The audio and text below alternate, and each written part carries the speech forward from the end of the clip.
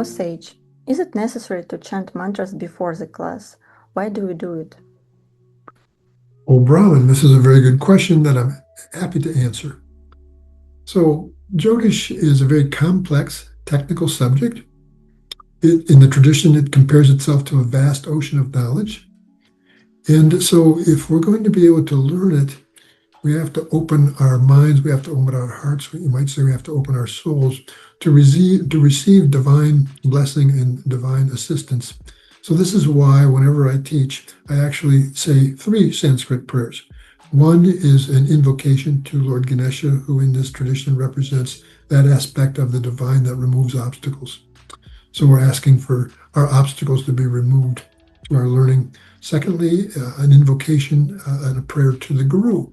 And in this case, I always have in mind my Jyotish Guru, K.N. Rao, asking for his blessing and that I am able to translate and transmit the knowledge that he shared with me. So that's the second prayer. The third prayer is just a prayer that, as a group, that our learning be very harmonious, that we are able to learn together very effectively. So these are the 3 prayers that I always start with when I pray.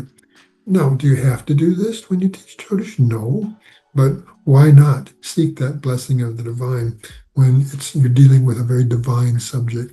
You know, Jyotish is the science of the soul, right? It's a sacred science in that case. Why? Because the soul is sacred.